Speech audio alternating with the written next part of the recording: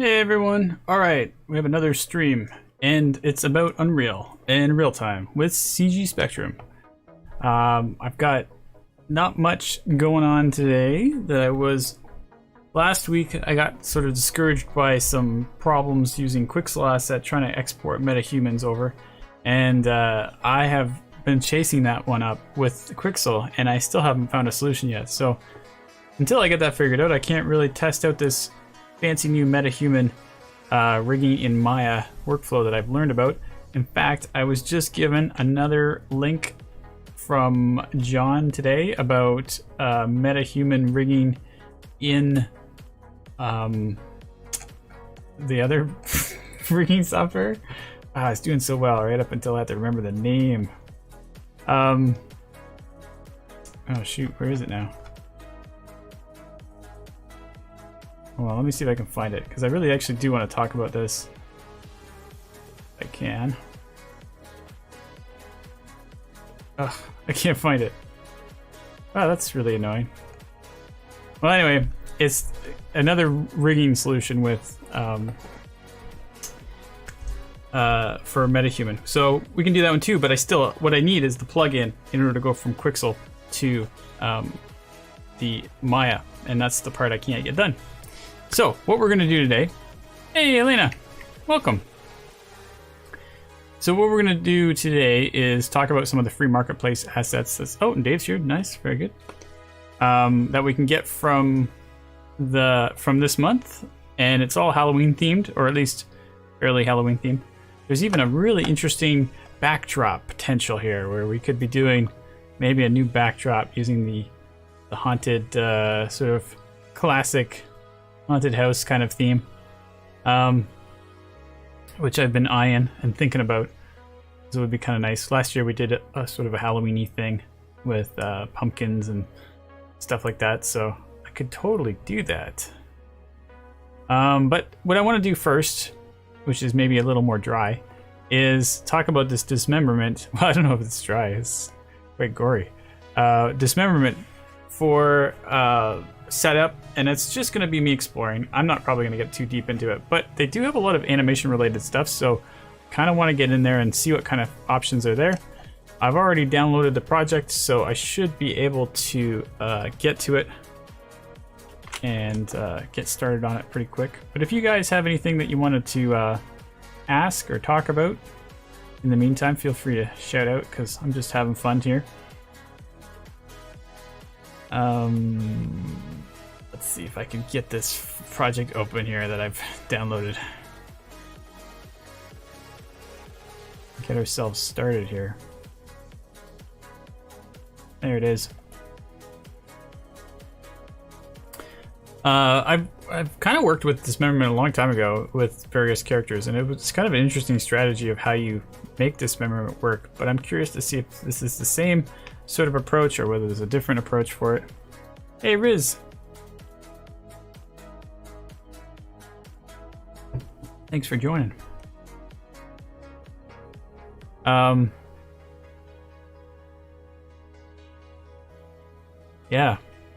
We've got lots of exciting stuff going on in the background. I'm actually really busy these days.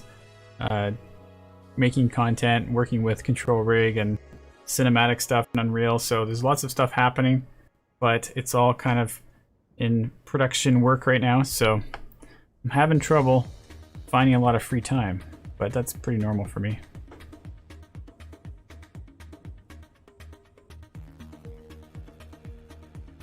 We got 2,000 shaders compiling, but I'm pretty sure we don't need too many shaders to work here. Let's first see if we got some test levels or anything to work with, or whether we gotta just work with... Oh, we got a preview and an overview. Let's see the overview. Lots of files. Dave said, oh, Chris says, where are you? Where am I? I'm in the desert, of course. No, I'm near Toronto. Canadian sort of position. Dave says, free time is overrated. It is. It's overrated. I don't know, man. I like free time. It was great. It was a time where I had free time.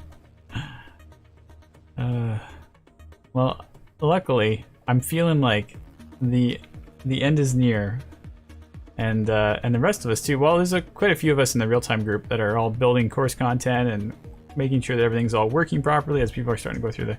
Yeah, I know, Dave. Slight sarcasm. Riz says my aunt lives in Toronto, and that's kind of cool. Toronto is very expensive right now. You see it in the news all the time.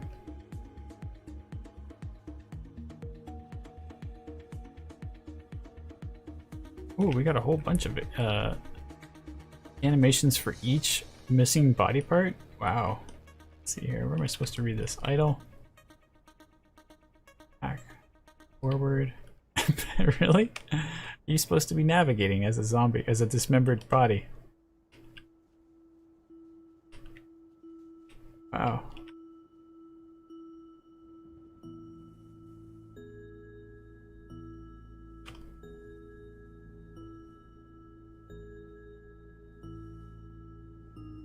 I don't even quite get this right now. So the whole section right here is just for crawling animations, so you could do your full navigation without body parts. Seems like you've got the left arm and the right arm here, but then this one you only have the right arm, and this one you only have the left arm. Wow.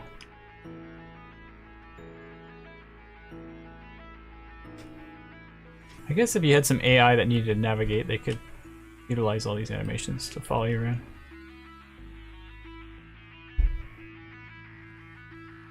What do we got over here? From front, back, recovery.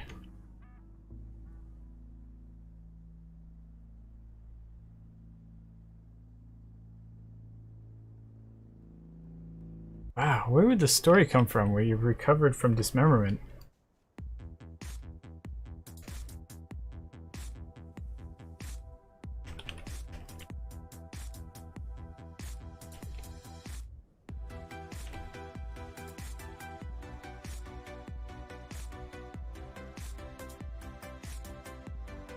Oh, Penny. Hey, Penny. Jeez, I didn't even see your message there.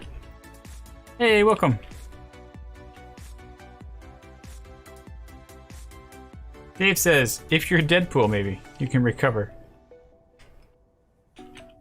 Or if you're Wolverine.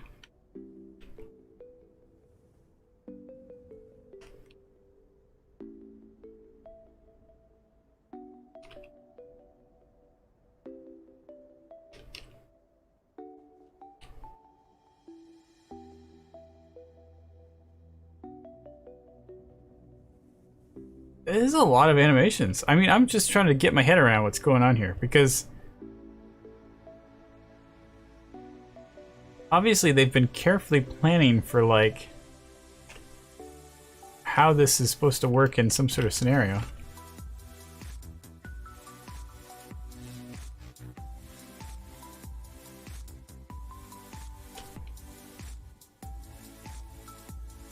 I wonder how much logic is in this file.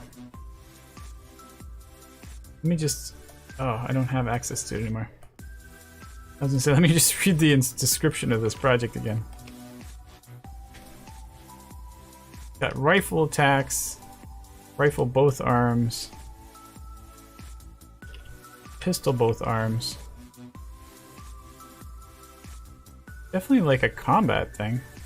Combat with dismemberment. Very odd. Alright, let's see what else we got in this level. I mean, this project. There's some audio files. Whoa, really loud. Blueprints. Oh, here we go. So there's a lot of blueprint stuff, apparently. Oh, and there was 2 maps. Let me see what the other map is. Preview. Oh, okay, here we go. Ah, this kind of preview. Instruction wall. Reload. Left click, fire. Right click. None of these things are working. Oh, HUD's working. 1 to 5, change weapons. Oh. No. I don't have any weapons apparently. Grab a gun. Please remember this is example logic only. Apparently. Bone break. Don't shoot me, I break easy. Blending physics. Okay, this is really disappointing that I can't pick up weapons. E says equip. Ah, here we go.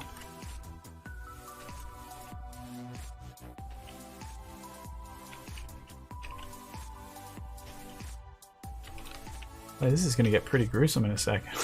Let's see here. What was the other button for the Q is drop. No, I don't want to drop. It's just supposed to shoot, but I'm supposed to equip or something. E picks up. Pick up some toys. Oh, what are these things down here? Oh yeah, change my weapons. That's what it was.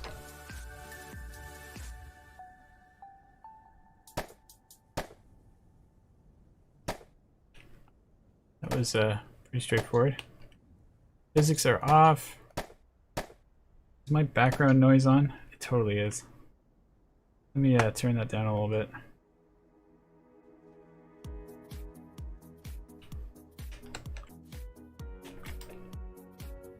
One to 5, thanks. I read the message well too late, but anyway, at least we got it.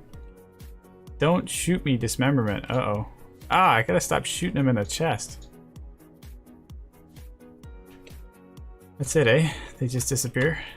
Damage reaction. Shoot my right arm.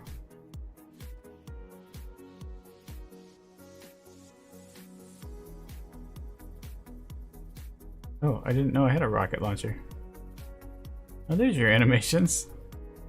Okay, so from an animator's perspective, I'd say the balance is off right now. The second one definitely ragdolls. Standing tip. What does that mean? Standing tip. Turn in place. Standing, turn in place. Oh, that guy's lost his leg, maybe? That is the worst animation ever for turning on spot with one leg. I just don't think I'm being sold on this concept yet. Oh look, some dismemberment has happened.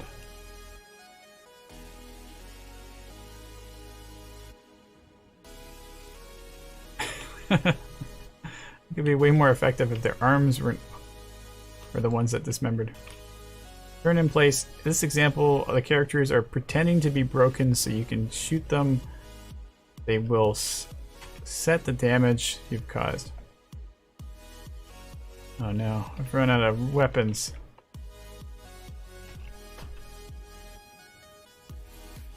How do I deal with that? Do I gotta go all the way back to get more ammo? That's insane.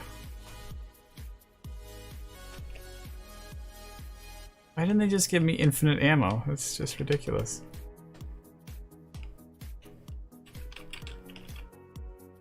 Is it E pick up stuff?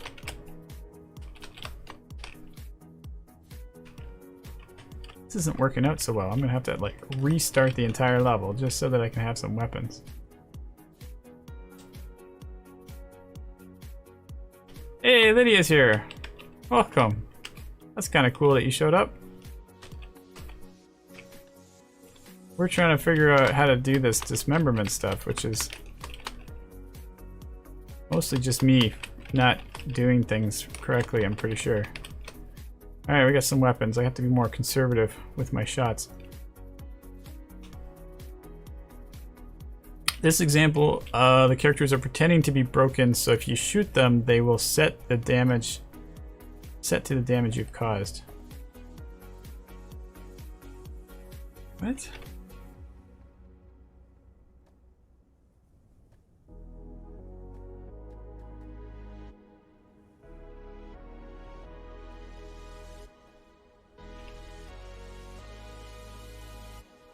Okay. Character table. Left side is red blood and spawns body parts. Right side spawns no parts but has green blood. That is all controlled by data table. Oh, I get it. Hey, wait, that's not red.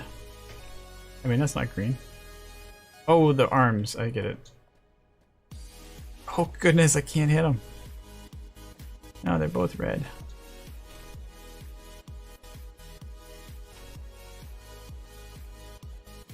What's the deal here? Everything's red. Left side is red and spawns body parts. Right side spawns no body part, no parts, but has green blood. Okay, I am reading it right, and it's just not doing anything. Broken bits. Floating in space.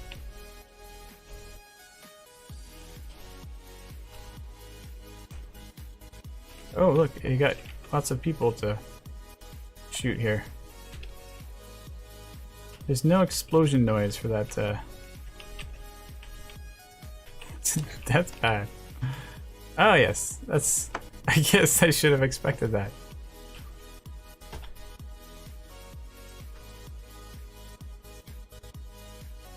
Well, it's kind of working.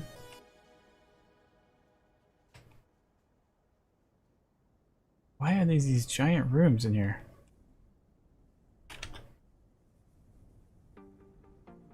Wait, what's this? What? What? Why? I think I did read that it's like there's some experimental stuff in here, so maybe that's the idea. Alright, let's take a look at some of these characters.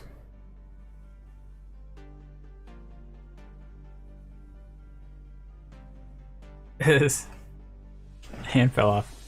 Oh, I didn't actually check to see if hands would fall off. I thought it was just the whole arm. Unless that's what you mean, the whole arm.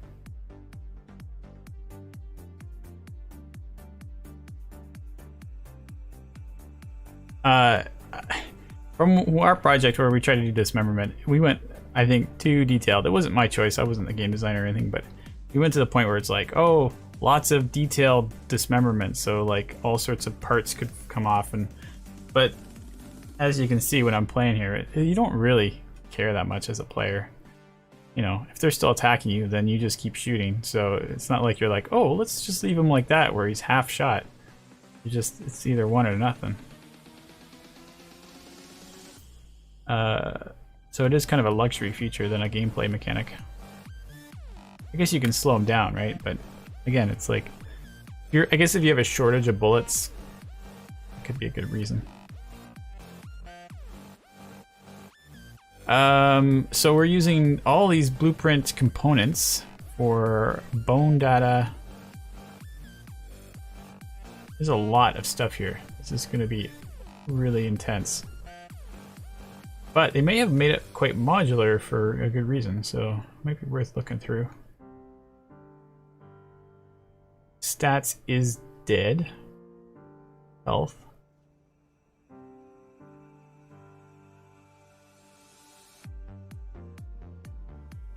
Each weapon has its own component.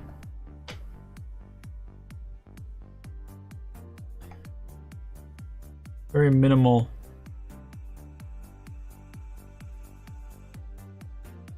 Oh wait, no, this is a child though.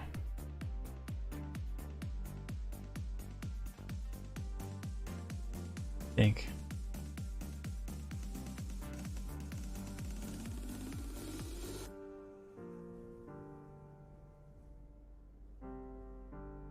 Maybe not. Oh, it's a zombie asset.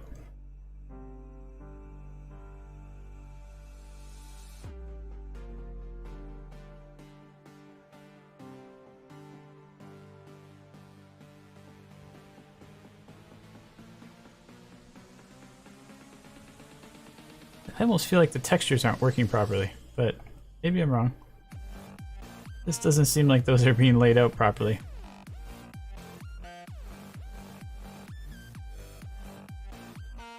Let's see if we can take a look. It's just a mannequin applied with a different material pack on it.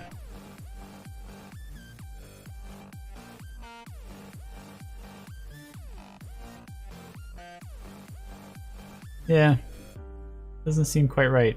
Like, this normally on the mannequin is a texture that they put the Unreal logo on. And obviously we're getting this sort of like a UV section of UVs on it, which is not making a lot of sense.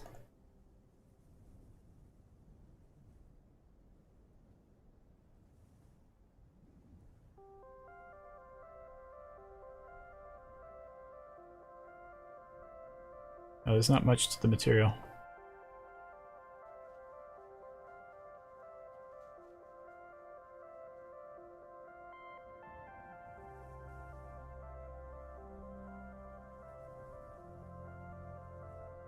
What's we got in here? Oh, looks like we have a blood material that is able to be changed its color based on what is needed at the time.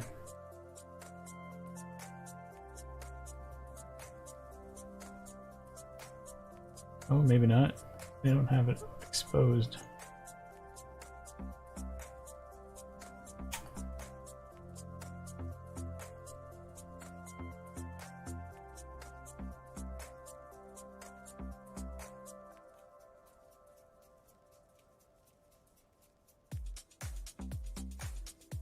These are the materials. Here's all the blueprints. Like, they've got all these components inside of the blueprint, but I'm really curious, like, can you, is that a C++ component, or can you actually explore that somehow? I have to find it. Oh, see if I can find a name for it. BPC. BPC. It doesn't sound like... Oh wait, here they are.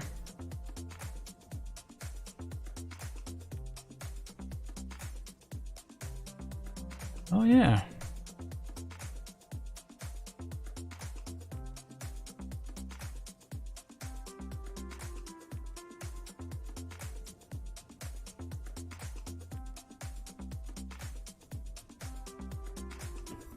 It's an actor component.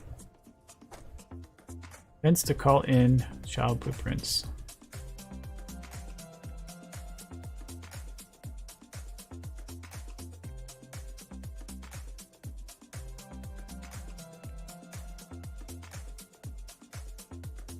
What the heck are these things doing?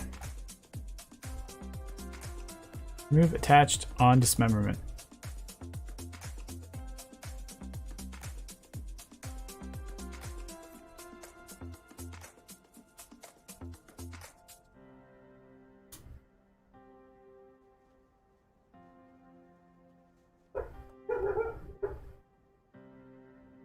Oh, dogs. Why is that so far away from this section? Check weapon value and then process drop. This really is just the logic of like having a weapon in your inventory, letting go of it. Drop weapon. This goes to BP weapon master. Well, I mean, that's kind of cool that you've got a whole weapon system that you could inherit for your own project.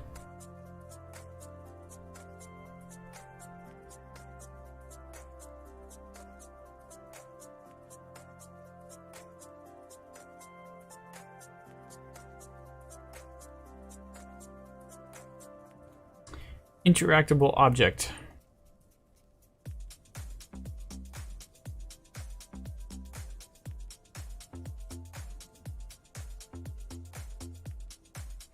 Well, there's a lot here. I don't think any of this has to do with dismemberment, but there is definitely a full-on system, and it doesn't seem like it's C++ after all, which is good to see.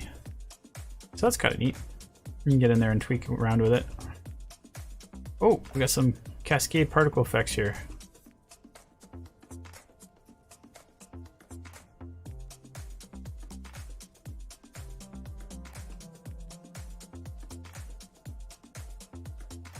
There's our blood material. Kind of an interesting choice for the shape of blood.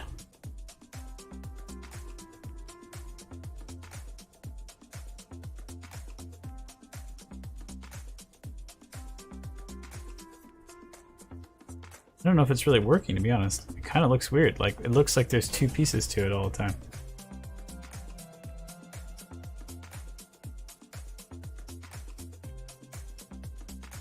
But maybe that's makes it look like it's more smaller pieces. Oh, is this the green blood? Zombie blood.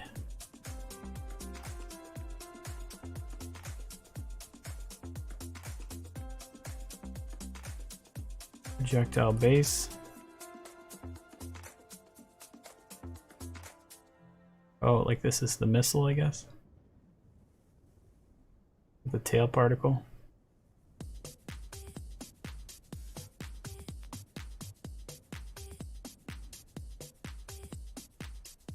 There's so much stuff here.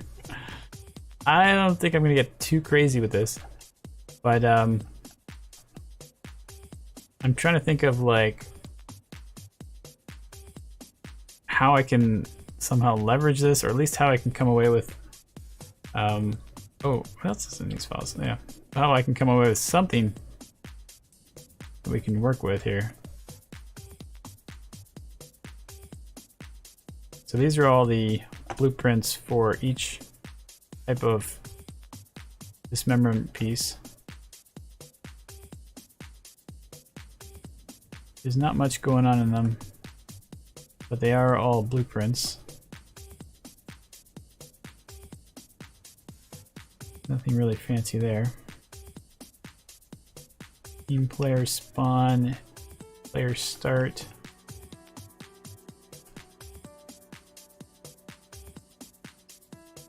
This is the UI.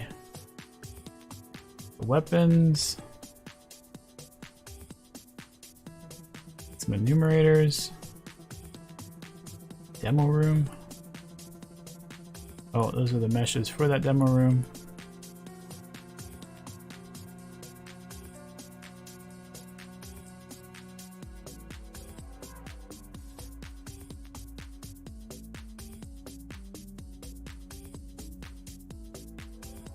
Water splash. Here we got some particles for the gun and bullets.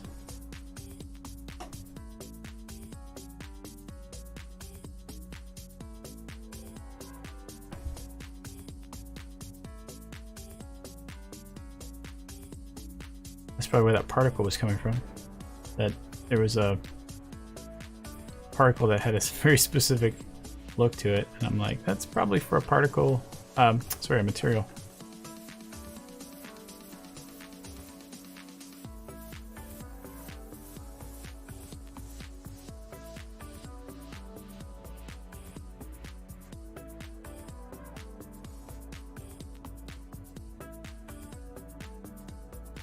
Anyway, hey Riz. Oh, another Riz. We got two Rizes. Have you ever heard had people check your work? Have you ever had people check your work? Like, for feedback? Yes. Lots of feedback, that's for sure.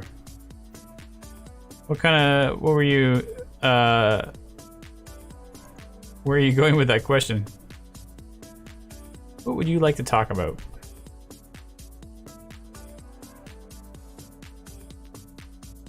What are these?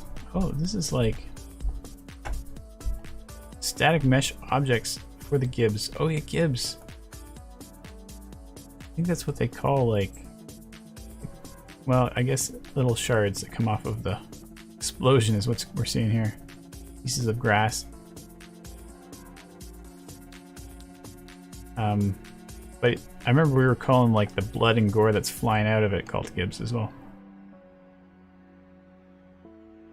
Okay, well, I haven't got a whole lot I can do with this. I mean, I don't know. I mean, we could talk about animation retargeting of these particular specific animations or something like that, but I just don't know where they're so game specific for that part that maybe we should try the demo room one more time, see if we can get some of these people to crawl over to us.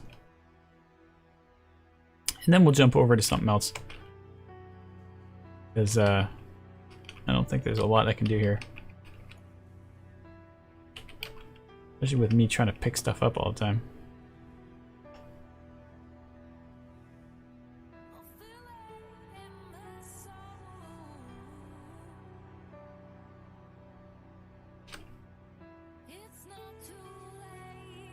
They just die. There's no like crawling around dismembered, is there? Oh, there it is. It's coming back up. One guy fell backwards. They're all perfectly fine. One guy died. No, well, maybe a little bit of dismemberment or something. I'm not sure what's going on there.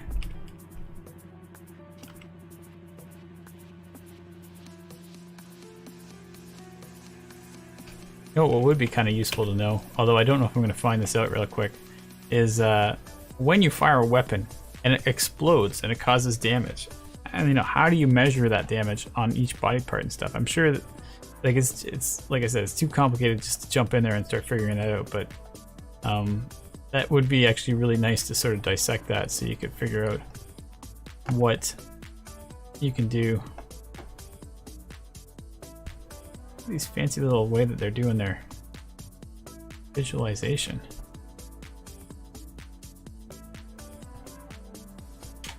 IK foot removed. Oh man. This is all in the anim graph. Creating poses. Process container task, subtask, data to change, note.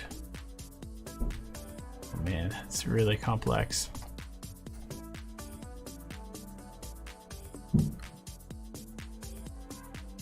Crawl, unarmed head, look.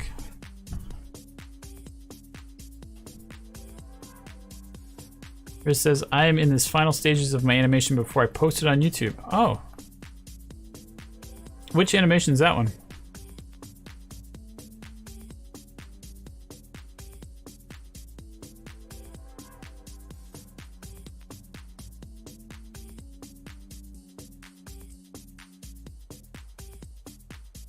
Turn rate lower, ragdoll get up. They're like storing all these caches, right? And then you can combine those caches and bring them up to a different spot. So you're saving them based on whatever the result is, and then you can pull them again later for blending and stuff. Definitely a different kind of layout than what I'm used to seeing for this. It's pretty good. It just keeps going and going and going.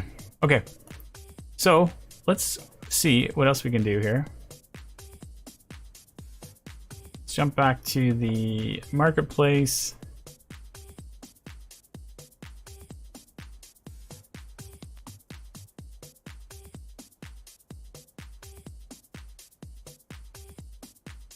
My marketplace just crashed.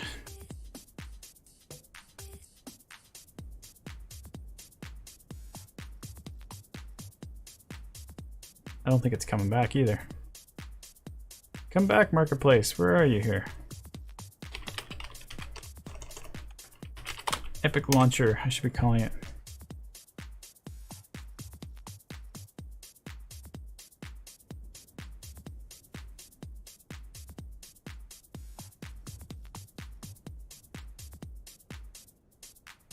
All right, I'm gonna download the spooky background because that was my other plan B here.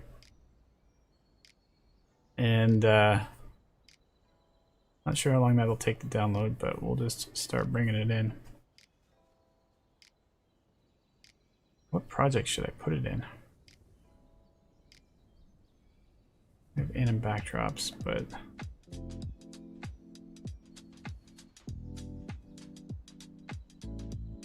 let's try making a new one.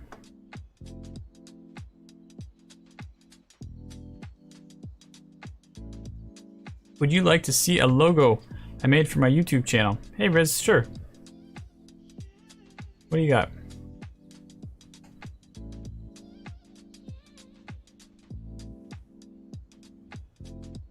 Link project without starter content.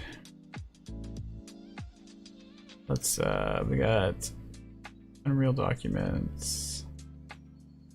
I want to put this with the other ones.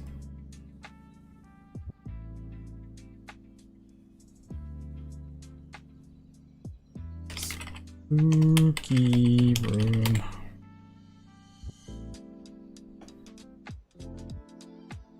And then we'll come back to the launcher, go grab that asset.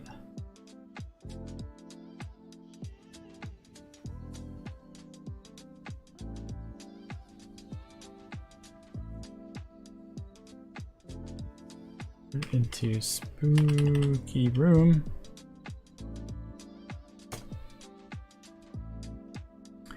Actually just reminded me, there's a really good video that came out from the Unreal Learning about control rig. And I watched half of it and then I got pulled away because it just came out today. But let's talk about it. Because it's really good. I mean, it's a pretty, one of these videos where you're like, whoa, that's really complex, but it also tries to break it down into more interesting. It's taking what is control rig and putting it into a procedurally made animation system, which I think is could be a big part of what control rig is useful for. But what's funny is that these control rigs are built by people who are like, you know, totally high level programmer type people, and they're not like animators or anything. So, you know, obviously people like them would be like, oh, let's make it procedural so I don't have to animate anything. From my perspective, it's more like, no, let's make it so you can animate it. Make it see how far you can make it look cool. Procedural is pretty useful too, though. It's hybrid solutions in that case would be ideal. But it's complicated because now you're building a procedural system that has to support animation and then decide whether it's animation or procedural. And of course, what you end up with, lots of uncanny scenarios. Okay, so here it is. I posted it up in the Slacks. I made a new channel called Library Unreal 5 Animation, so you're welcome to join yourself into that if you want. Otherwise, I think I'm adding a bunch of people into it automatically from different departments. But the full body IK procedural dragon animations from Unreal is pretty interesting. Oh, it's not even that new. Jeez. I thought when they put it in their email it was new. I didn't come across my radar until today, anyways. But it's pretty good. It's got quite a long presentation about how to convert this dragon into. Well, it talks about some of the more interesting features of Unreal 5, which is the full body IK system that allows you to. Normally, you just use it for the full body thing. We talked about it in one of our earlier streams. But he's using it in a different scenario, and you can really start to see the subtle controls that you have and how you can make that really simplified for what's happening behind the scenes is quite complicated. So it's your interface is minimal, which is what we're looking for as solutions in our control rig world, because it's right now very complex. But even so, he's built a system that has a lot of complexity, and one of the things he mentioned was that he separated a lot of it out into multiple different control rigs, and then put them all together again in the event graph, which kind of an interesting concept. It's easier to debug that way, I guess. So, and it probably is a lot more easier for your brain to comprehend. So he's just built a control rig just for the wings, built a control rig just for the tail, just for the head and the tongue. So like breaking it down into simpler pieces and then just worrying about getting them to work, and then they'll just get layered on with another piece that's working, so that in the end of the day you have a full piece. Still super complicated. Oh, and lots of physics too, which is kind of an interesting balancing point that I haven't used yet, where he's taking physics assets and then combining it with how the control rig supports it and controls it. So I'd actually really kind of curious to see how to integrate some of that into the stuff I'm working on. But it gets a pretty good, you know, I mean, he's controlling it obviously in the real-time world. And those are footsteps being generated automatically, which he talks a little bit about, but that was a different sort of solution for predicting footsteps. All he's using it for is to move the IK controller from one spot to the next. Anyway, it's pretty good, but also high level problems, so it's just kind of a fun watch, and then starting to break it down is a whole different battle.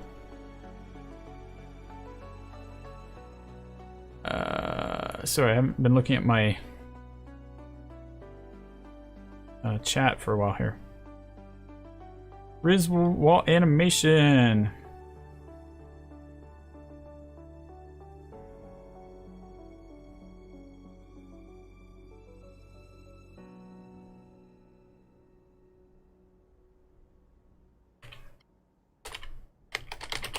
I just realized that my Slack is probably notifying everyone. Let's kill my desktop audio here. And, oh, I haven't even added this project yet. Let's get that in there. Or did I do this already? Let me see here. Spooky room. Do we have... Oh, there it is. It's in there already. Let's just open it up.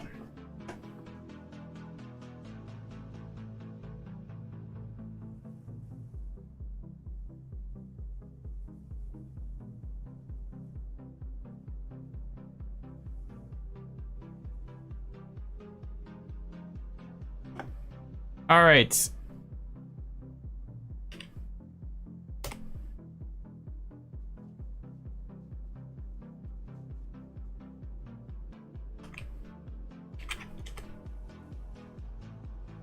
There we go. Here you go, Riz. Is this yours right here?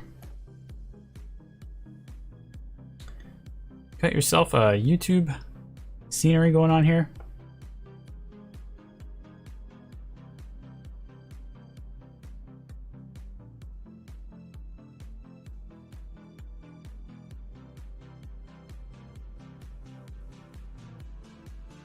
A nice intro animation though.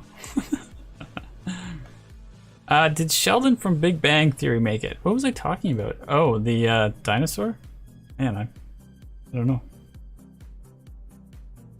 Oh yes, and we're talking about the dinosaur now. Nice! There you go, when your animation is... Oh, here's your... What's your one of your animations? What's your animation currently that you're working on? What's the theme?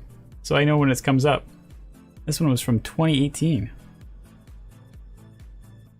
You gotta let me know when you get it up, and we'll take a look. Alright, so here's our horror dining room.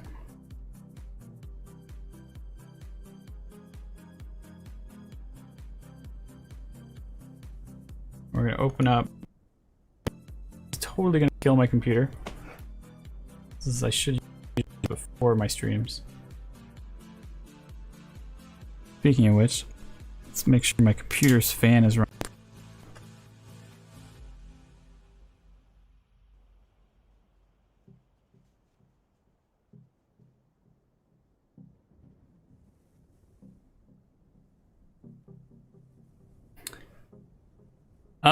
Do I like your animations? Well, I think they're pretty primitive at the moment. I think you need to do some polish work, but I'm not gonna give you a hard time. You can definitely keep going.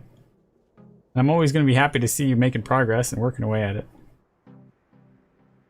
I'm getting some stuttery, says Dave, which makes sense. Keep going though. Don't stop learning. There we go. I've gotten past the hard part of opening my level. Well, now we've got 650 shaders to compile, but at least we've got the level open now.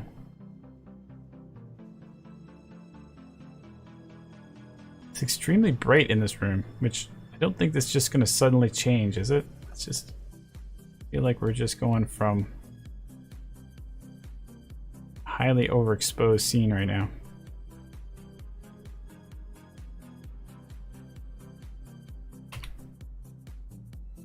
I'm not sure why the game settings are making it so that it's so bright.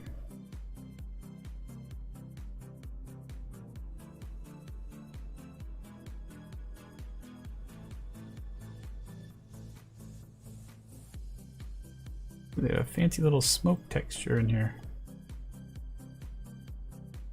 Is that a looping particle effect?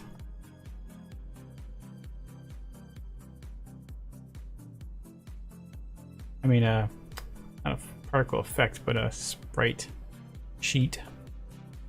Looks like a sprite sheet. There's a lot in that sprite sheet. It just seems like there's plenty of squares. Can't actually see it very well. Have to go and see what we got here.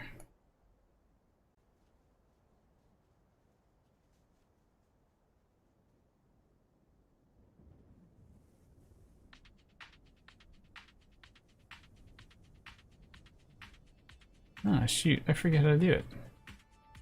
Did it in the material then.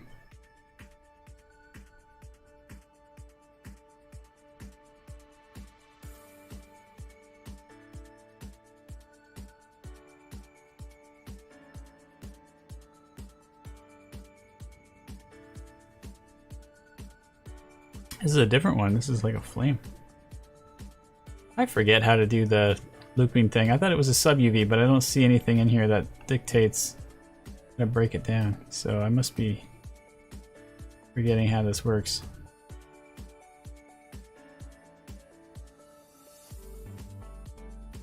Anyway, it's a cool smoke particle. We'll just leave it with that.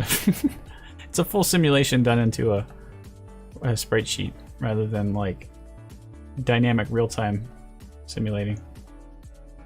It's a very, very dark scene. Let's change this to be a little bit brighter. We can see what's going on a bit better.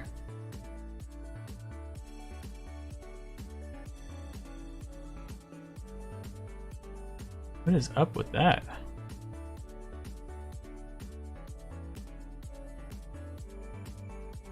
Everything's got this real glossy lens going on. Riz says, I'm working by myself on this stuff, so it takes a long time. Presto says, hey Simon. Riz says, I have a brain injury. I think you've mentioned that before, Riz. It's alright, man. You keep working on it. I'm happy to support you as you're plugging away at it.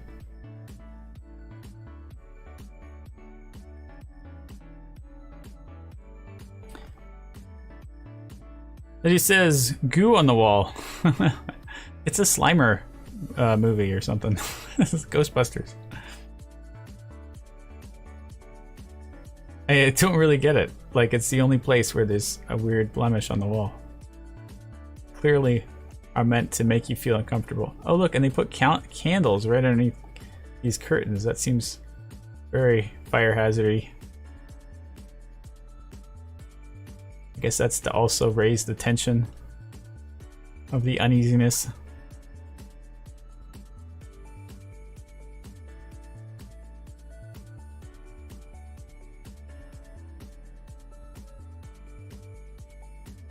It says, I have Zoom meetings with Alabama Head Injury Foundations on Tuesday, Wednesdays, and Thursdays. Okay. Thanks for sharing. Dave, it's not me. I didn't do it. Which part? The goo part? Dave broke it. Oh, they got cobwebs in here. Ooh, that is interesting. How did they do the cobwebs? Is that just... Ooh, and it's particle moving too. That's kind of cool. It's just a static mesh using a special type of material. Ooh, this could be quite useful. A great little asset to have. We got a few of them. Here's our Spiderweb Master asset.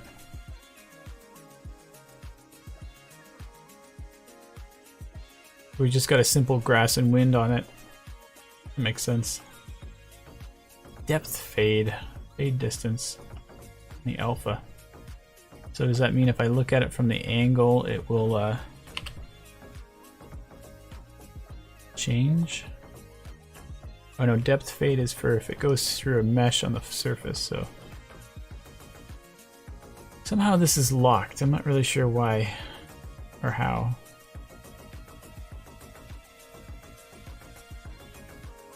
Oh wait, it's not locked. I'm just on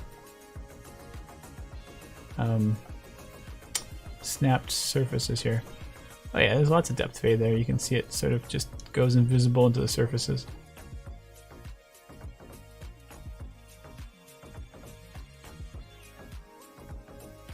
We got lots of different separate spider web meshes. Static meshes. A few of them.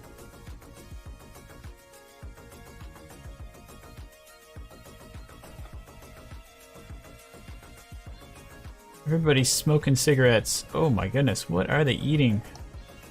Hopefully that's sausage. It looks like it's gone over for a while. There's definitely a storyline in here. Like this tipped over chair.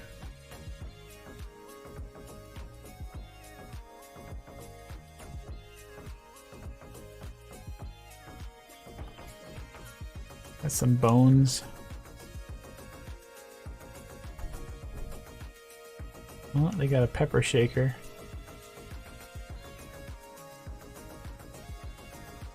Let's take a look at these candles.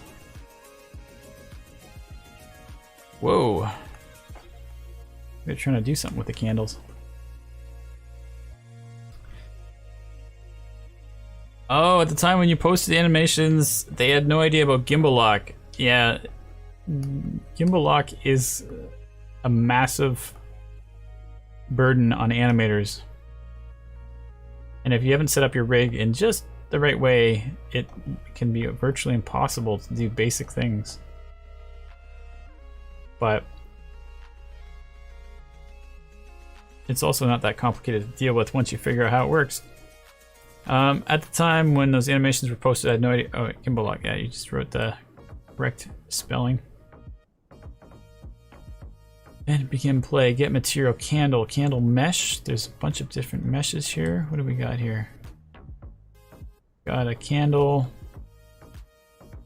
Flame particle, smoke out particle, smoke constant particle, and then a flame light, and then the static mesh is the top one.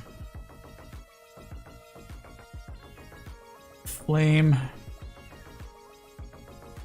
Ooh, that's a nice flame. That's, I think, also that sprite sheet. It's a good one though. Not sure what smoke out is though.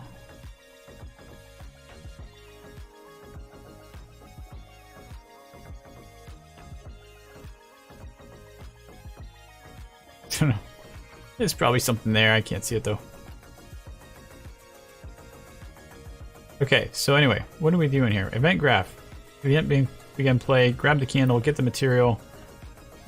Create a dynamic material instance of. You're just getting the material of the first index and applying it to the material variable so that you can call for it later, I guess. Let's see what the references are. Okay, we're calling it there. Oh, we're doing the flame as well. Why do you gotta do it on gameplay, I wonder? Is there anything going on in the construction script? There is. Flame on, smoke on. Oh, you can actually set these things. We can turn the flame off and we can turn the smoke on. Oh, you can have just the smoke. Wait, where did it go?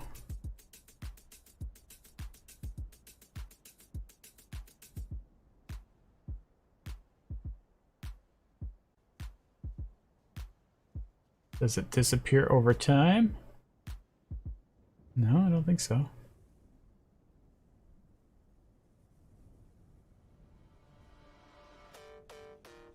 Kind of cool.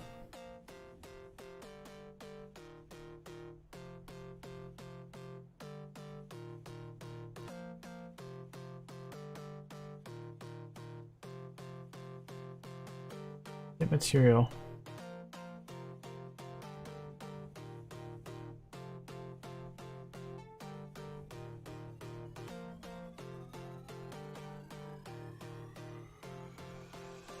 All right, we're changing the emission intensity of the candle material. I would assume what we're trying to do is make it so that it fluctuates or something.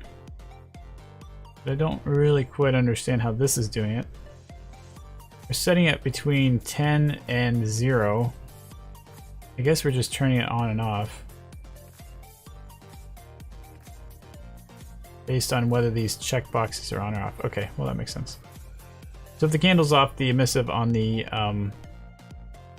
turns off. Oh yeah, there it is. Emissive on the top of the candle. And enable flame is a custom event. Reset, activate flame particle. And then the intensity. And then this is disable flame, which scalar over time. Oh, what are we trying to do here? Lerping, intensity of the flame from 10 to 0 and 0.5 to 0. So that I guess it's turning the flame light brightness down slowly over a period of 2 seconds. I don't think I saw that, but anyway, maybe we'll try it again. Maybe it has to be like in the game. Disable flame.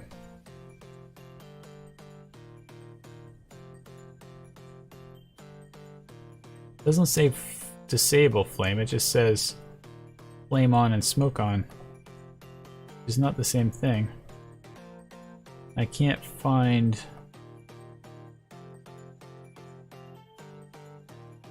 who's calling this, so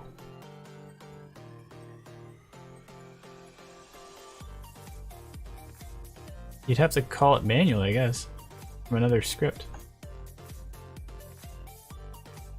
Let's try it out. Go to our level blueprint. Begin play. We're going to grab this asset, right click on it, and make it a reference to this.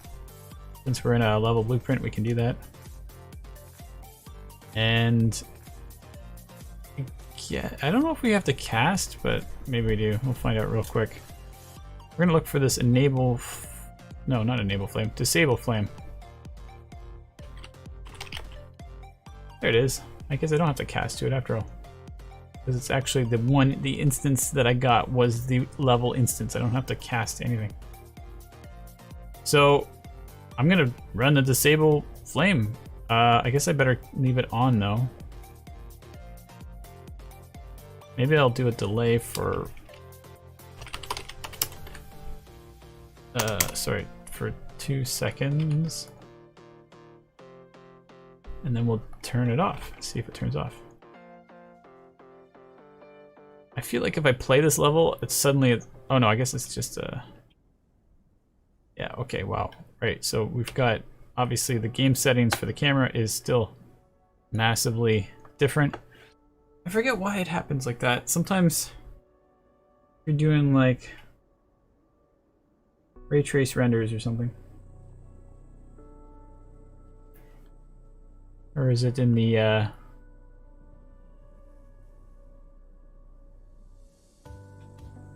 project settings? That's not even what I meant to do. World settings is what I wanted to go. But this might work too. So there's exposure.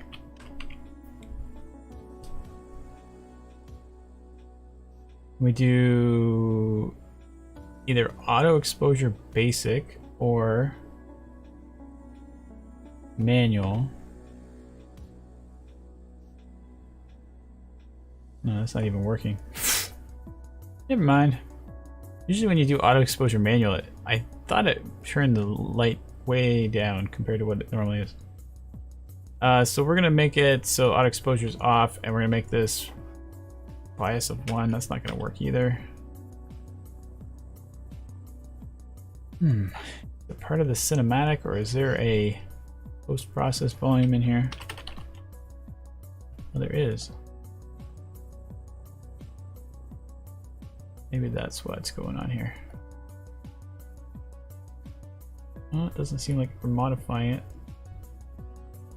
No compensation. Can we just like disable it?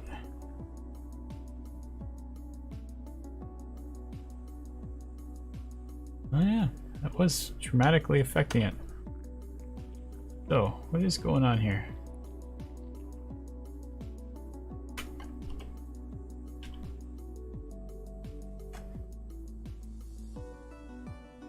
There's only like couple areas that are being modified. That's not it.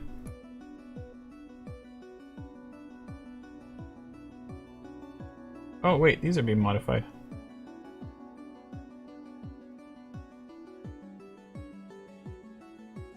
There we go. So metering mode is set to auto exposure. Oh, that wasn't even it. Exposure compensation, that wasn't it. Min and max? That was it. That's odd.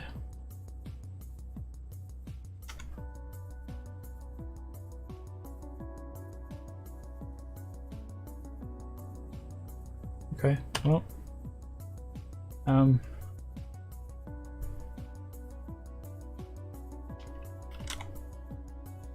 let's do exposure compensation to +1, which is the opposite of -1, and that should give us the same value. It's like flipped for whatever reason. And then by setting your max and min to 1, it means that won't change, I think. Although, like, seriously, apparently 0 is devastatingly horrible. I don't know. But I'm pretty sure 1 and 1 is going to keep it so that the exposure will not adjust even though you have auto exposure on. If you put it as like 0.5 and 1.5 or something, you might see some changes. Hey, I just noticed the candle turned off. Alright, so we have the candle on. 1, 2. Ooh, it does dwindle down.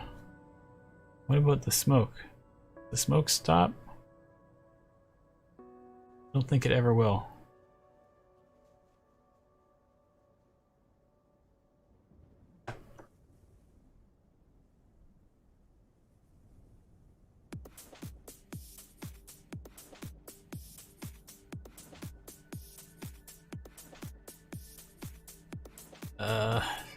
If I can get back to that candle. Where was it? Are we modifying the flame smoke? I don't think so. Smoke out is a different one. We're just modifying the flame. Oh, there's smoke out. We're activating it. Oh, okay, so if it's turned off, smoke on is off. And then we play. So we have no smoke, it goes out, then the smoke turns on. Ooh, that's awesome. And it will smoke forever. Oh wait, smoke turned off again. Oh, that's so cool. I don't even know how that happened.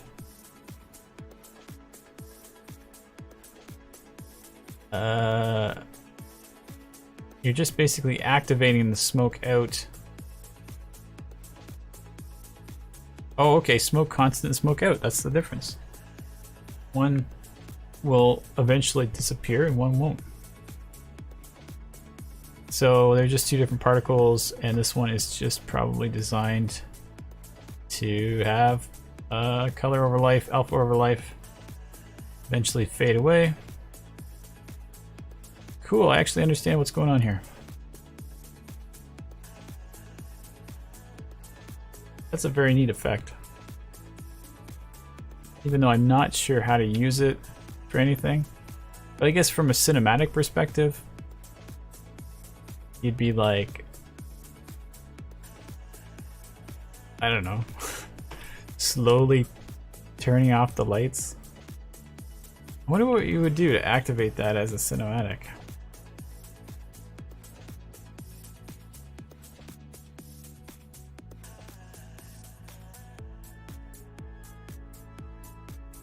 Might be part of like one of those director actions triggers.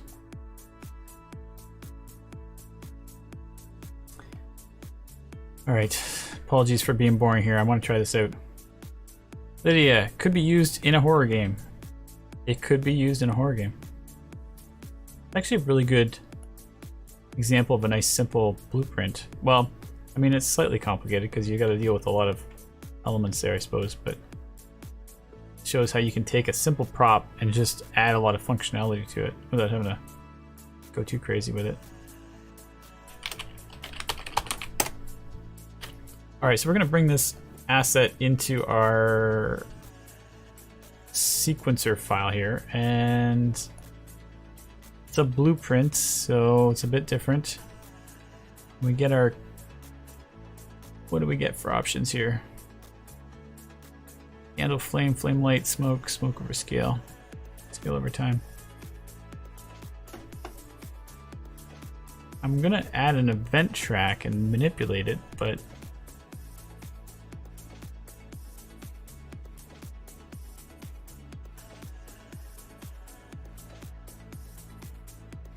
I don't know. The problem is if I make an event track, I actually have to go find it again. So let's see what happens here. Make an event track.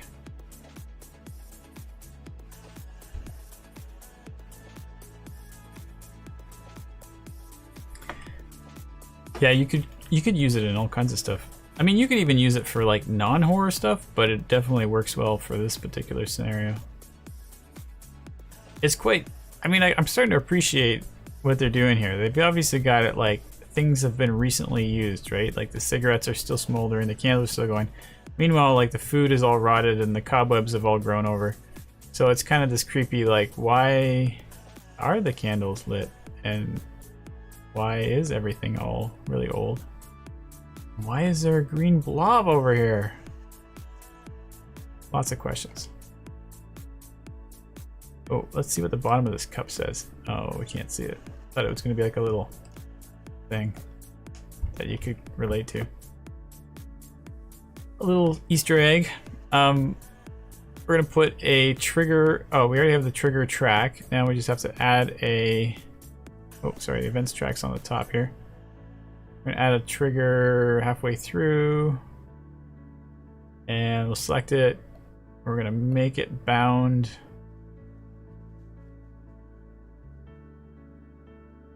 to a new event, I guess.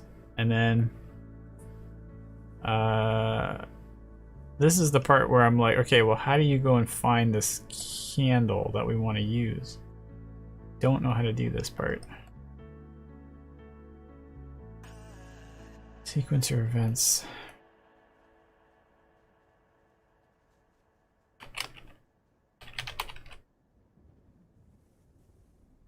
Candle 1, blueprint. Task 2. We get actors from scene. I had a tag. Well, I think they say not to do this.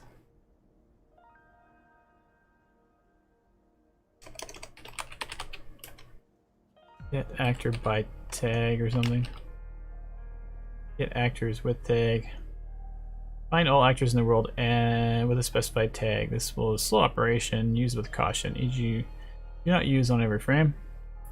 So in theory, I could go find the candle if I tagged it. But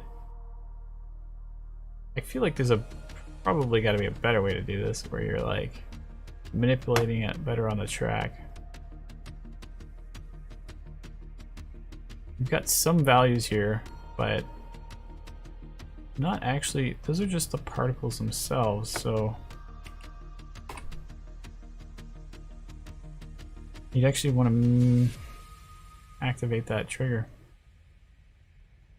All right, so we're going to grab this object. We'll just do the tag method just so that we can at least cover one way to do it. This is like cine handle. I wonder if you were to do it manually, it would make more sense somehow. Like, basically you have the assets, but you want to do something with them. Presto, romantic scene gone wrong. The goo on the wall. And the goo on the wall. The body's nowhere to be seen. I think we need to question bigger logo.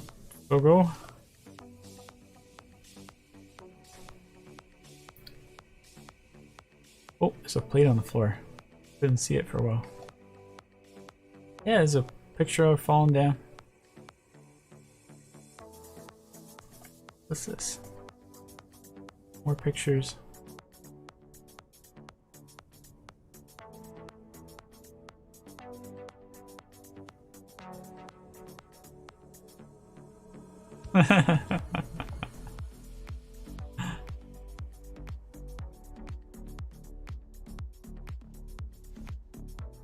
didn't realize you were trying to spell big glob of goo, but it does make sense. I actually thought you were trying to say something else. I'm like, is that a joke I'm not getting? But it was a joke I wasn't getting. Big glob of goo. Of course, it's big glob of goo is who did it. We all know this. What are we doing? Tagging this so that it's the Cine candle. We're gonna go find Cine candle as one of the tags of the scenes. We get a whole bunch of actors of all the different things that could have been it. We're just gonna say get, which, oops, that wasn't it. Get a copy, which is the first instance of the thing that was called Cine candle tag in the level. And with that, we will then, I don't know if we need the cast to. Let's see if we can do, what was that event called again? Disable flame. Disable, nah, so I think we have to cast to candle 2 blueprint. Very important because it's the candle 2. No, wait. No, it says candle 1. Sorry. Candle 1 blueprint. And then as candle 1 blueprint, we do... I keep forgetting what it's called. Disable flame. There it is. Wow, all that just so that we can disable it off of the trigger event. So we're gonna go back to our level blueprint and turn it off so that we don't worry about it working in a different context. Oh, but we do have to actually call our cinematic, so player.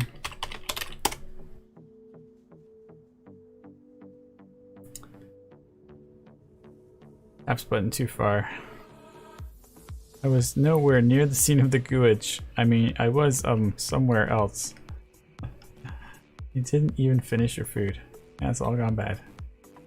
My name isn't showing up correctly. It's actually Big Glob of Boo.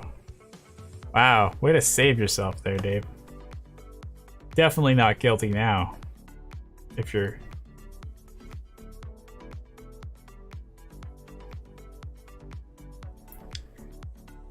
It is green goo, so maybe Dave was never Big Glob of green goo. We're just assuming that. He's innocent till proven guilty. I don't want to remove player. I want to get the create level sequence player, which is going to be the cinematic that we are creating called... Oh, there's a demo sequence. Whoa, whoa, whoa, whoa. I didn't know there was a demo sequence. Okay, we'll have to go back and check that out. I think I'm just... What am I calling this one? I'm just calling it cinematic. Okay, cinematic. And we're gonna make sure it, we're gonna split this and make sure it auto plays, and who cares if we hide the player? So what we should see is when we play it, the cinematic plays, but it also turns out the candle light. Hey, look at that, it works. It's exactly the same thing as I did before, except for it's a totally different method. It's kind of a contradiction, but we aren't doing it through a disable. We're actually doing it through cinematic that is running an event at a certain period of time, and then we're getting the Cine candle actor and casting to it so we can disable the flame. And you can do all sorts of other things, maybe change the color of the flame or whatever. Although I think if you're actually going to modify particles, it's kind of more interesting to do it through like these methods where you can take the particle that's part of that blueprint and then start messing with the materials. Ah, man, I haven't done this for so long I forget how it works. But it's not that uncommon to manipulate things along a timeline. But anyway, there we go. I guess I had fun. Let's go see what that other cinematic was.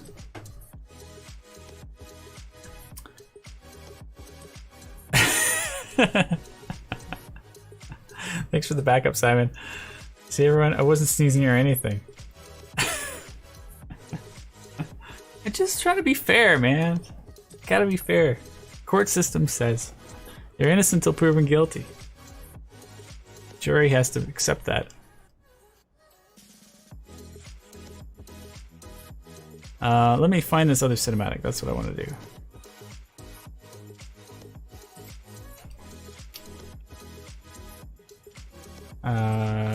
Cinematics, animation.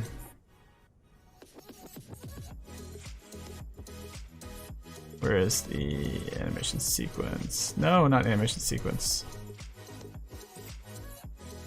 Sequencer, level sequence, demo sequence. There we go. Let's see what this is all about. Very, very dark. Oh, I hit the wrong play button. There we go.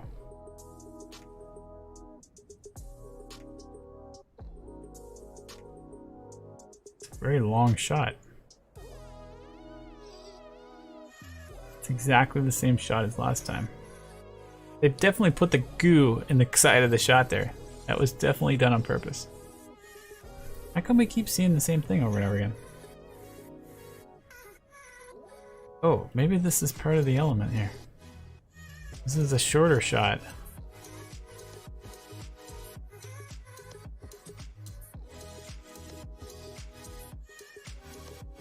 It's kind of creepy. Like, you kind of wonder if the next shot's gonna have somebody sitting in the chair.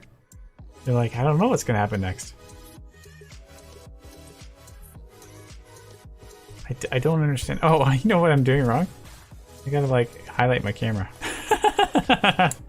I'm finding some interesting aspects because of my flaw. I was like, well, that's kind of cool, but also really abstract and weird.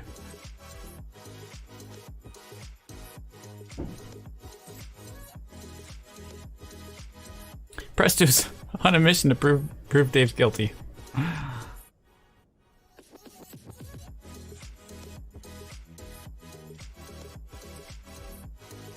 Let's see if they highlight a shot of Dave's evidence.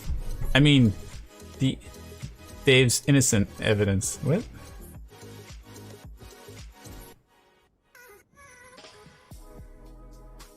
Ooh, they got the cobwebs in that shot.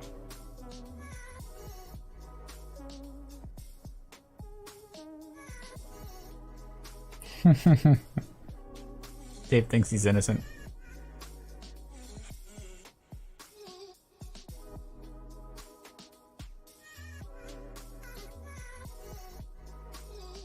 It's still really dark, eh? There's just a lot of shadow down here. I'm not sure if we're supposed to be seeing more detail. Might be just way darker than it was intended, because that last shot was like, well, you can't really tell what you're doing down here. Let's see that post-process again.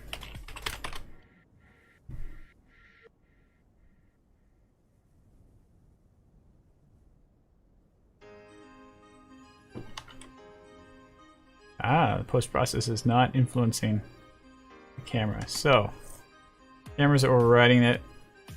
Let's see what they got in here.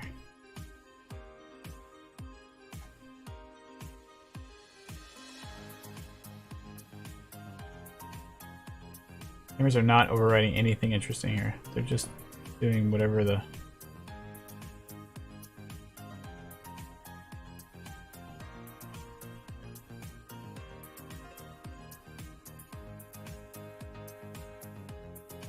Oh, maybe I'm totally...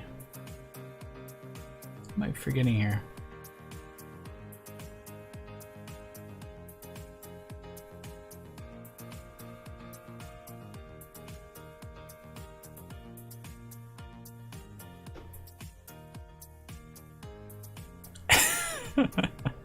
Dave, you're sounding really guilty, man. Gotta learn how to lie better here. -3. Is that just gonna work? Yeah, it's just based on that thing. Oh, game settings. Let's turn it on. Okay, so if I have game settings on, does that make the post-process change?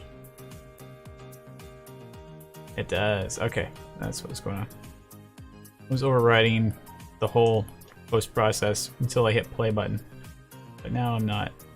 So let's brighten it up. Take another look at this. That looks nice and cheery. I don't know if the bloom effect is coming from the post-process or from the particle, the light emissiveness.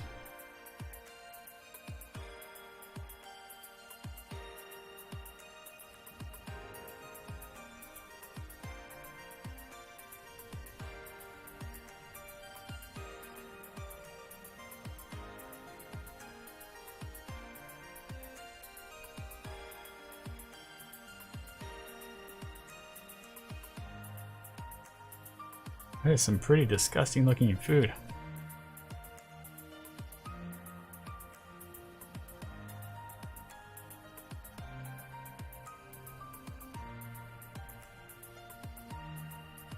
Ooh, they have a nice carpet down there. I didn't even realize that. Oh, a little low poly there.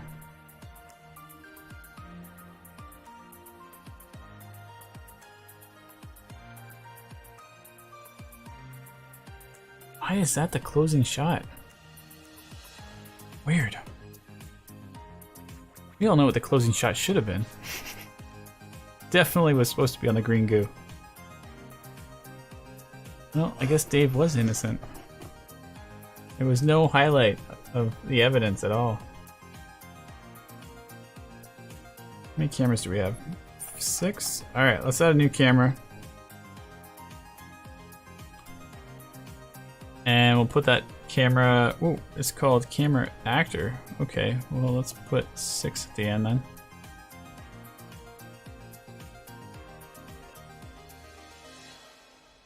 Oh, it's a special non-physical camera. These are all physical cameras in the world. Oh, and there's 7 of them.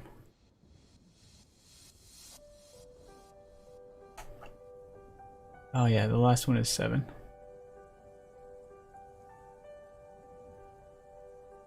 Alright, we're gonna duplicate this.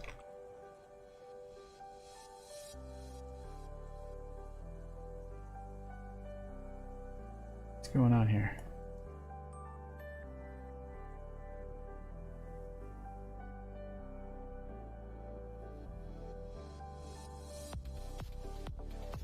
Oh man, I'm so confused. Why is it all dark and black? I can't see. Oh, because I've scrubbed into the crossfade. Forget that sometimes that happens.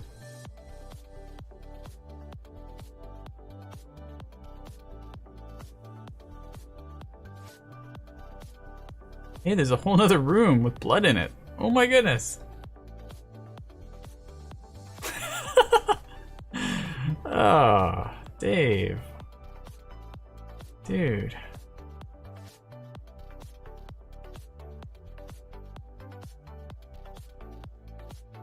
Alright, why is my camera so ridiculous right now?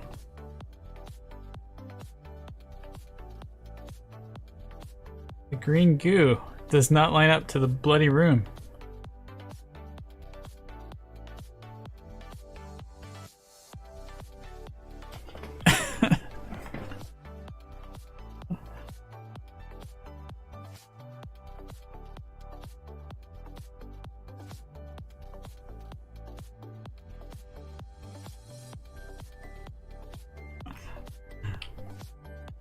Well, I'm just reading through this, trying to figure out.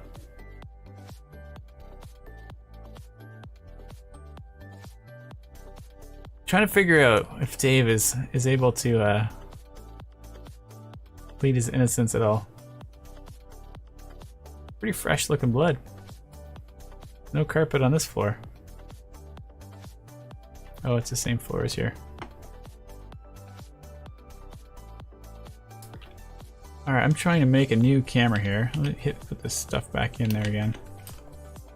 Make a second camera, camera 8. We're gonna bring camera 8 into our scene. And now we're looking through camera 8.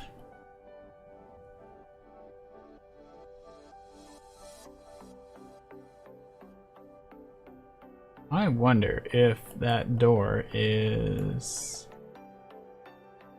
anyway movable. Does seem to be an interactable door. Whoa.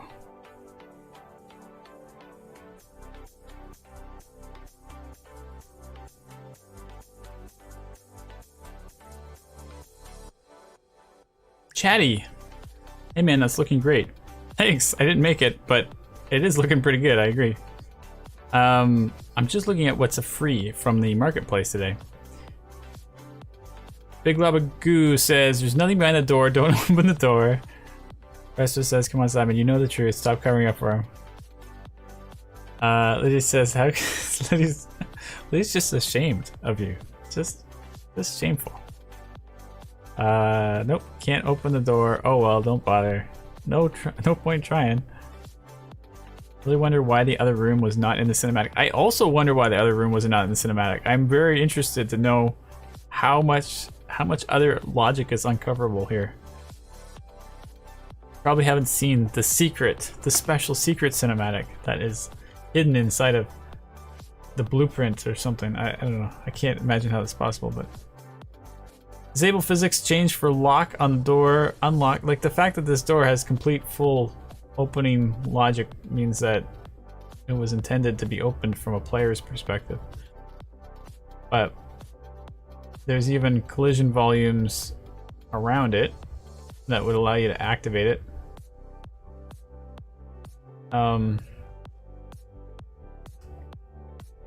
The construction script says disable tick to save performance. Should icons be used?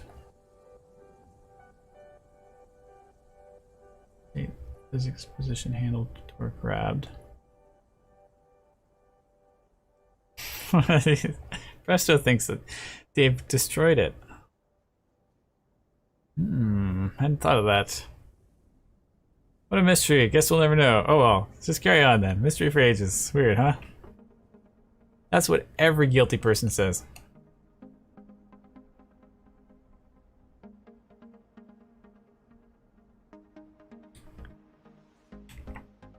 I think Dave's trying to distract us from the source of the curiosity here. Well, we know that the door probably can open. Now, it's just a matter of if it was intended to be opened through a blueprint, how was it intended to be opened? And can we make it so that it can be triggered off a cinematic? I have some seriously weird display issues going on right now. The actor should only tick if the player is in interaction range. I don't really need to know that, but I do want to know what, where's the event graph? That's the only two things. Oh, we got a whole bunch of stuff up here. There we go. Unlock door, lock door. Wow, you can lock the door. What about just opening the door? Check if the door is already grabbed. Check if the door is locked at the start. Start locked. Start locked is false.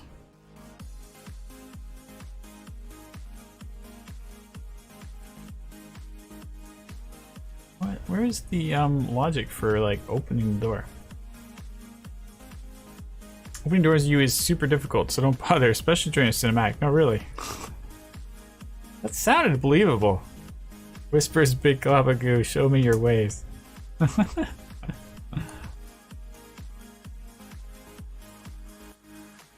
Man, I gotta like, I don't know, I feel like there's actually no logic for, if it's a physics-based door, it might actually be intended that you just walk into it, and it just pushes open. But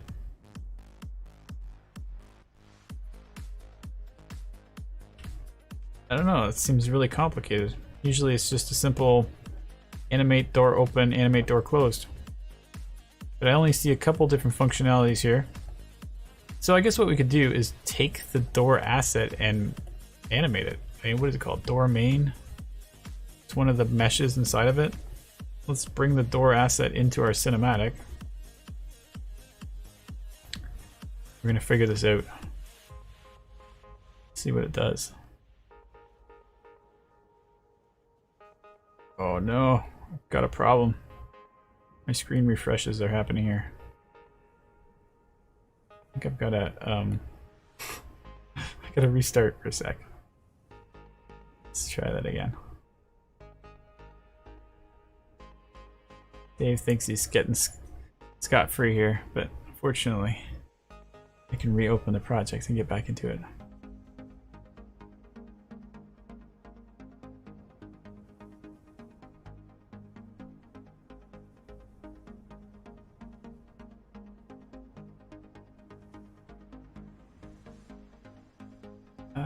That's not what I want. Oh, okay. So the room is here. Cinematic is right there.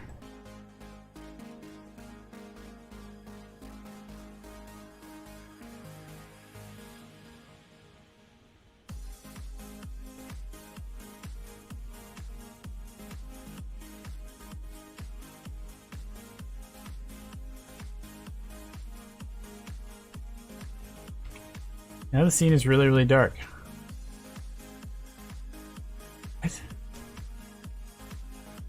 What's happening right now?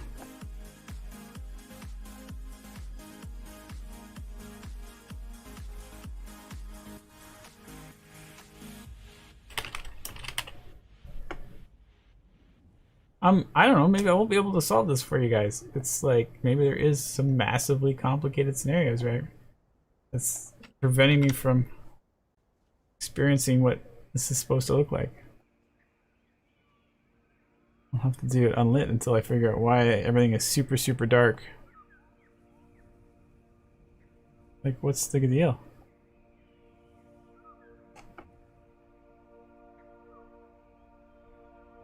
Oh, I know what it was. It was the same problem. I was inside of my fade range. Man, when am I going to learn about that one?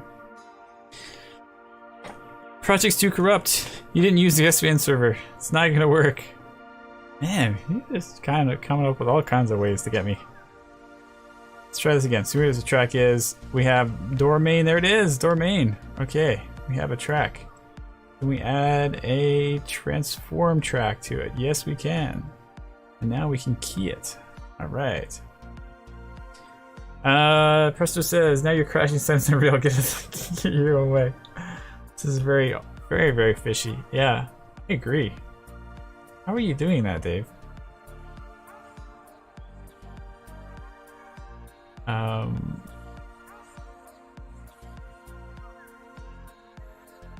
wonder if this is what that shot is for.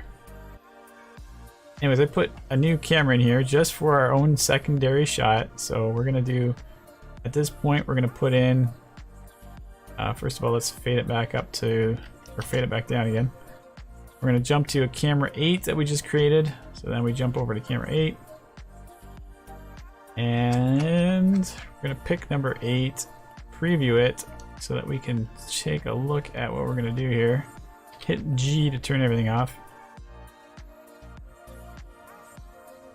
We're going to make sure we see the evidence.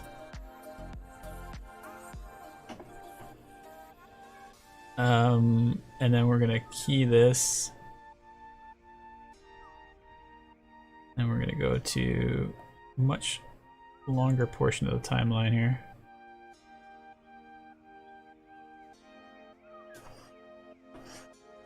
Oh my goodness.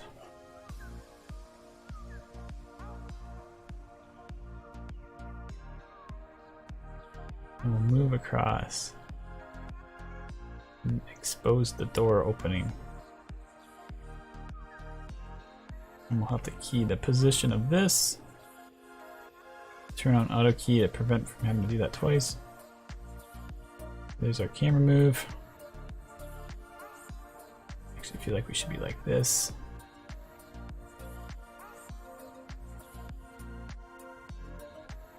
And then door open. So we'll take the rotation.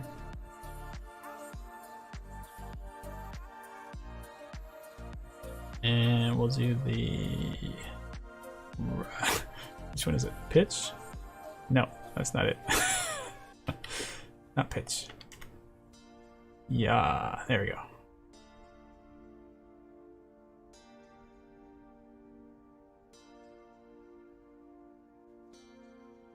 Do a little bit of a fancy animation as it bonks against the wall.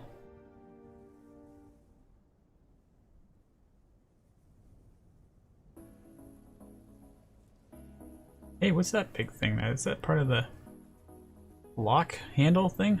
Weird. I'm gonna make this a constant so that it doesn't slow in, slow out. Oh man, this is a really slow scene right now. Didn't realize how slow it was. Ooh. It's getting interesting. Lydia has to go. It's way too late. It is way too late for you. I'm amazed you stayed up this long. Hope you solve your true crime of the goo. Thanks for hanging out, Lydia. I really appreciate that. It's nice to have your company.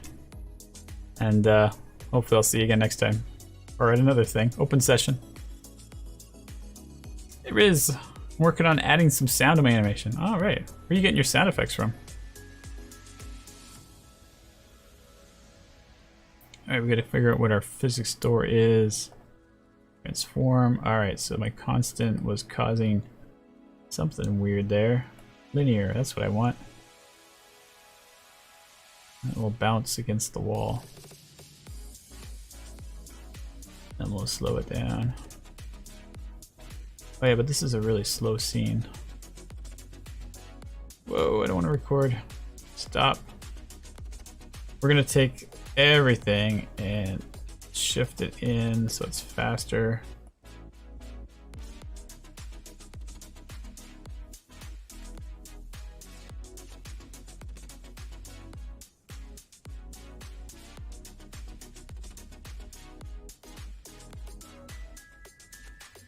Oh, it's still really slow. I did not realize how many frames there are here.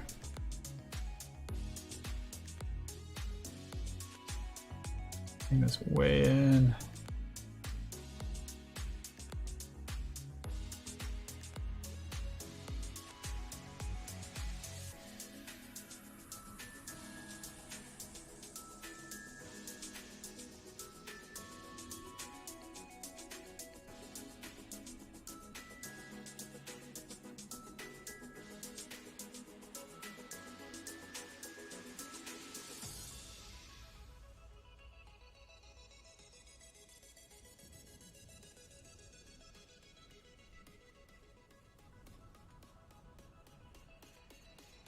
Okay, there it is. Whew, took a long time. Alright, then we'll do the fade out here. Set it to black. Prop this up because that's way too long of a shot. Have I ever used iMovie? I've never used iMovie. Is it good, Riz?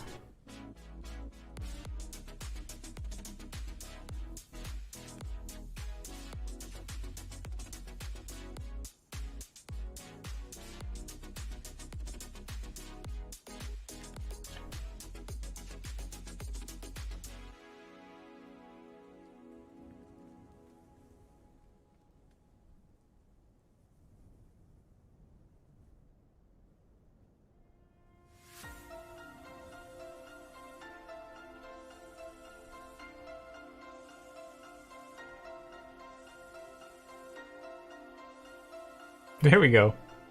It's the reveal. It's kind of exciting, kind of not really. But, oops, I want to create more cameras. It did kind of have some fun trying to figure out how to get that door to open. And, I'm also trying to figure out what I'm going to do next. I could make it by pack drop. I have been thinking about doing that anyways. I do have 15 minutes here to make something work.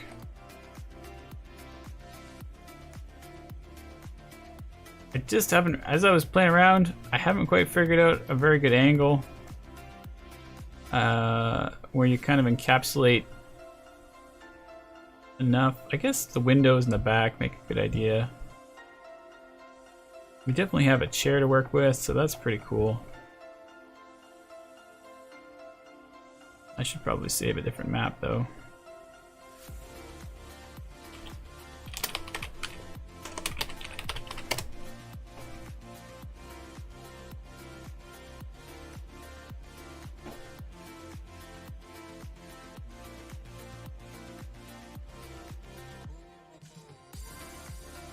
Alright, so we're in a different one. Oh, look at the lighting though, it looks totally different in this one.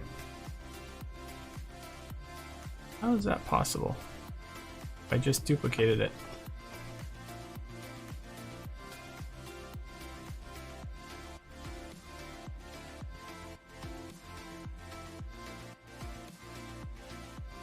That is weird.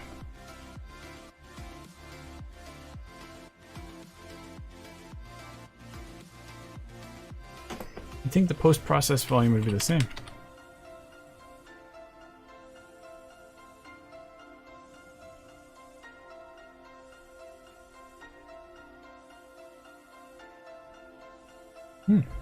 Kind of cool though, it's a little bit more of a blue effect.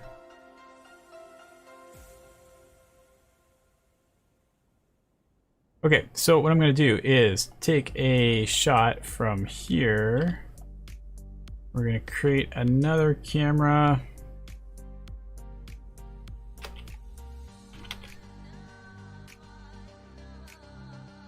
We're going to duplicate it.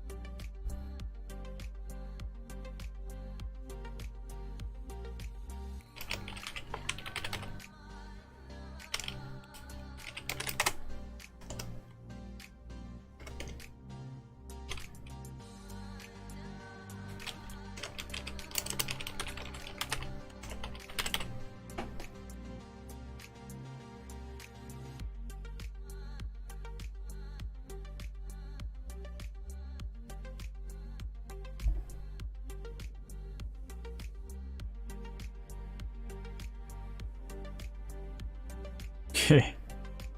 And wow. Just doing the setup here. It's taking me forever here.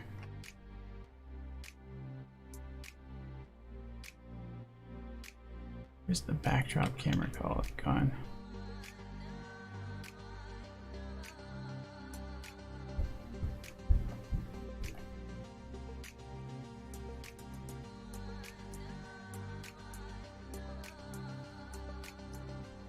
The tricky part about most of this stuff is I don't know what exactly I'm going to be getting for an angle here, because I can't really do foreground stuff. It has to be only background, unless I just do a chair.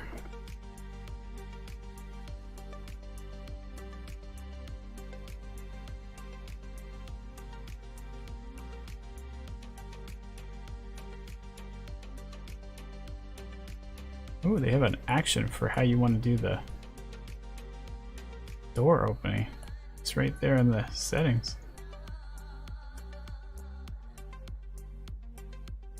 Huh.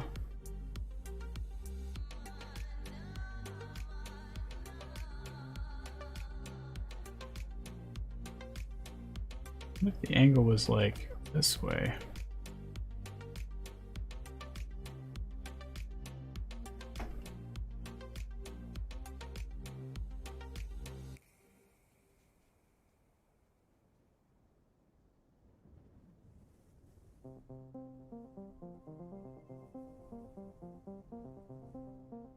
Wow, that door just disappeared. What happened there? I broke the door. How did I get it to do that?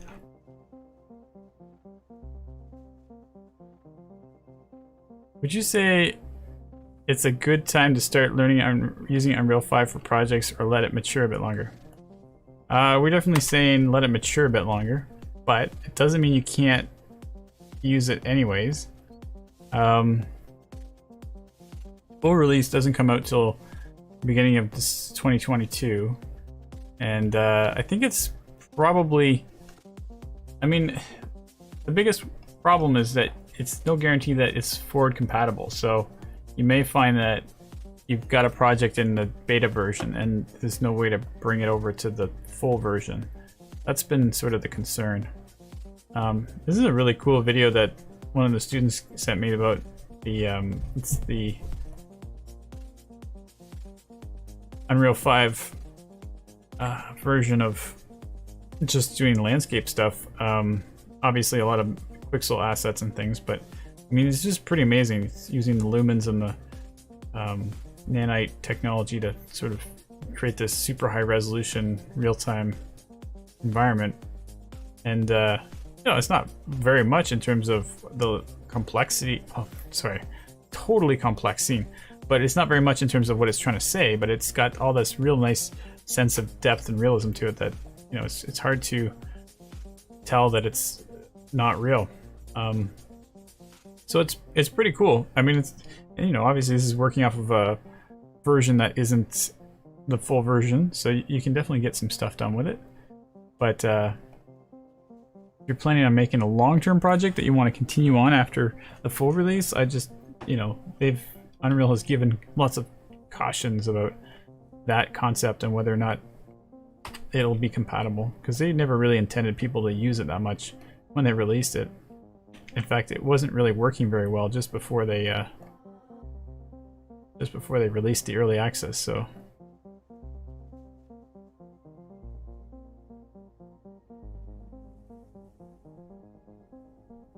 let's say the camera goes here. That might work.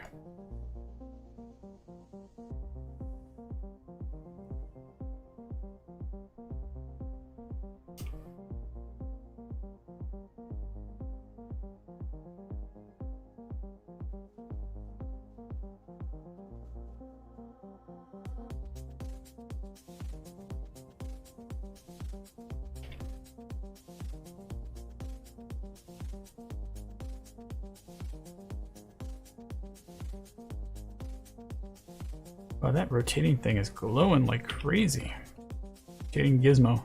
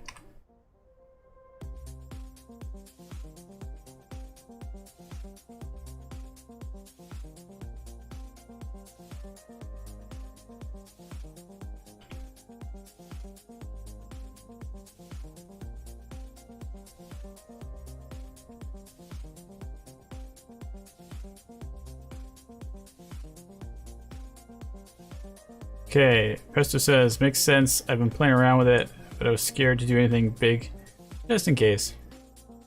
Yeah, I think it's the opportunity is to just try it out. There isn't like a huge difference between the versions.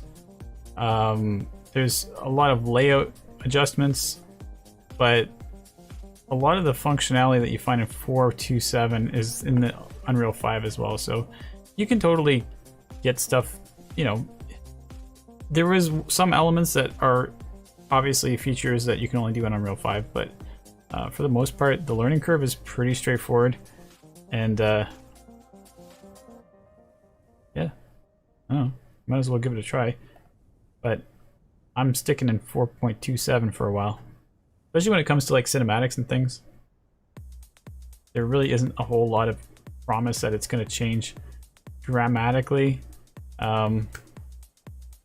Just because they're working on making support for Fortnite, so it's really game-centric updates at the moment, not really cinematic-based. Even though it's making some awesome cinematics, so, oh, who knows? I need to get the focus distance right here. I've got it all messed up. There we go. So there's our backdrop camera. We've even got some moving parts and smoke and a little bit of stuff. I think that might work.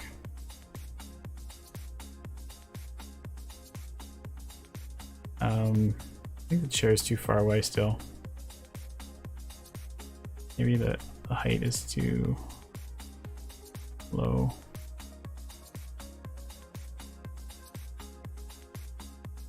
Gotta get a lot closer.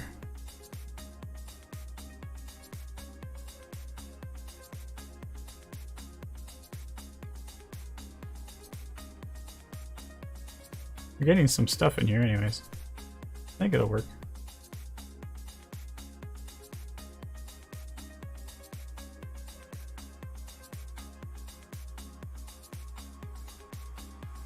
Alright, so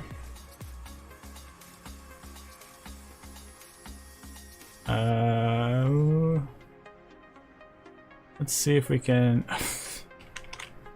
terrible for grabbing things and moving them rapidly across the room.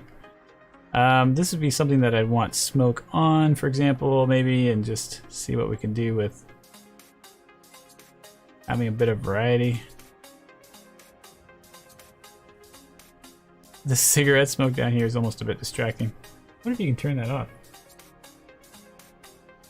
Reset and detach. It's actually just a thing on its own.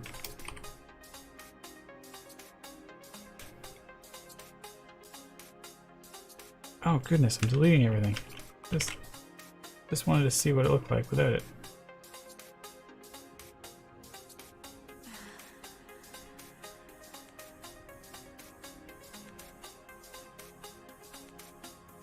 Well, having the smoke next to the other smoke is really breaking the illusion, so maybe I'll just leave it like that. And then we're going to do a little rendering, which isn't, I don't know how far I'm going to go with this, but just make sure that the render looks okay. So we'll open up our, I wonder if our render queue is, no, we got to get our render queue loaded up.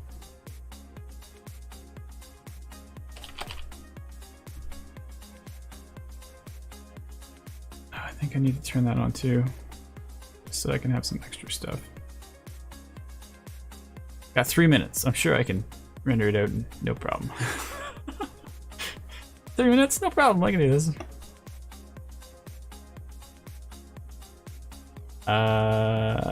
So we want to open up the map or backdrop, and then we want to open up the cinematic or backdrop. And then we take over the camera, and then we go to Window, Cinematics, Movie Render Queue, and we set up a render for sequence backdrop and JPEG sequence. Forget how to do this.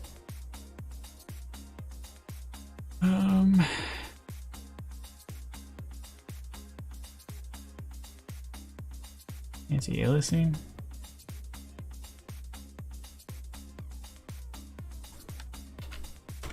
$32. So that we do long-term expensive anti-aliasing, which I think is kind of probably a little bit unnecessary, but we'll do it anyways. And we'll do, how many frames are we doing? Oh man. We'll just do a little bit of frames. And what we'll have to do is, if I actually end up doing this as a plan, we'll have to come up with something to do in our backdrop afterwards, be able to flesh it out a little more. I think that candle actually should be over. Maybe I should be able to get that other candle in there. It feels a little out of balance. But we'll see if we can get something to happen in the scene like we did last time. Little surprise element. I don't know what to do. What I found last time was that I had these zombies and stuff enter the backdrop, but it was so distracting that it would like totally ruin my my Q&A. So I have to like come up with something more subtle maybe. I don't know if we can get like a ghostly figure to like sort of come and go out of the scene. That would be cool. Maybe a big glob of goo showing up, splatting on the wall. That's what we'll do.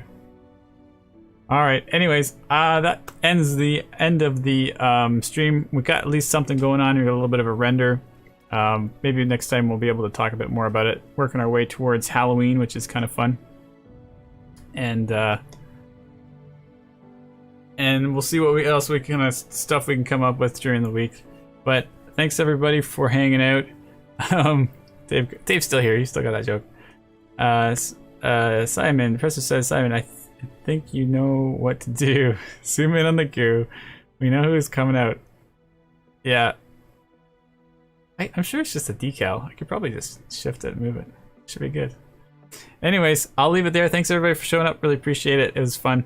And Dave just announced his guilty. Just as we're about to leave the chat. Quick. We gotta go get him. Anyways, it was good fun. Alright guys, take care. I'll see you next week. Cheers.